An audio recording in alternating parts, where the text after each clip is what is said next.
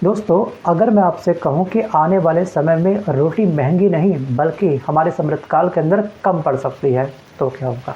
या इसकी वजह ना कोई तेल है, ना कोई गैस है, ना कोई अन्य वजह है, या बल्कि ये एक ऐसा अदृश्य संकट है जिसे हम अभी तो सीरियसली नहीं ले रहे हैं, लेकिन ये संकट बहुत ही जल्द हम सबके पेट पर पड़ने वाला है, या पेट के ऊपर प्रहार करने वाला है, थाली के ऊपर प्रहार करने वाला है। तो गाइस, एक्चुअली क्या है ना कि दुनिया का लगभग 30% कच्चा तेल स्ट्रेट ऑफ हॉर्मुज़ से गुजरता है। ये बात आपको बखूबी पता होंगी, बहुत सारे वीडियो अपने स्टेप के देखे होंगे।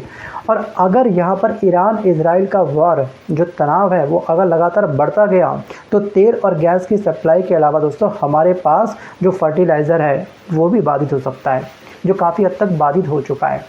अब सोचिए एक बार कि भारत जो है हर साल लगभग 60% से ज़्यादा फर्टिलाइज़र इंपोर्ट करता है। स्ट्रेट ऑफ हॉर्मुज़ से 60% फर्टिलाइज़र हम तक पहुंचता है। अब वो रुक चुका है। अगर वो रुक चुका है तो क्या हमारे जो खेत खलियान है, जो हमारी दोस्तों किसानों की ज़मीन है, क्या वो इतनी कैपेबल है कि बिना फर्टिलाइज़र के वो कोई फसल उगा सके? बिल्कुल नहीं। तो ये एक और चुकाने वाला डाटा कि भारत हर साल करीब 320 लाख टन मतलब कि 32 मिलियन टन फर्टिलाइज़र यूज़ करता है, क्योंकि जनसंख्या काफ़ी अधिक है।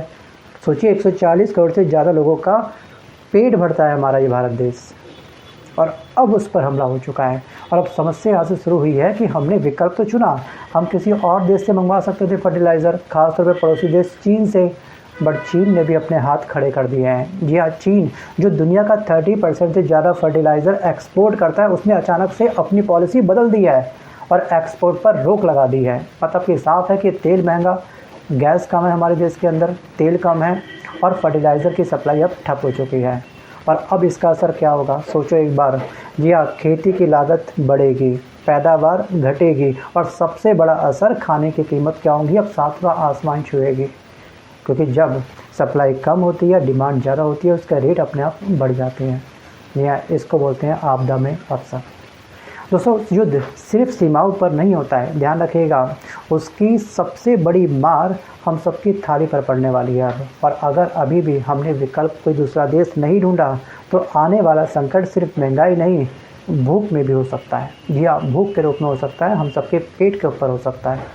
बट दोस्तों, आपको क्या लगता है, क्या बहुत ही जल्द ईरान इजराइल का वॉर समाप्त हो जाएगा? स्ट्रेट ऑफ हॉर्मुज़ बहुत ही जल्द दोस्तों 100% खुल जाएगा, या फिर ये जंग और महा प्रकोप रूप धारण करेगा? अपनी राय आप मुझे कमेंट करके जरूर बताइएगा। धन्यवाद।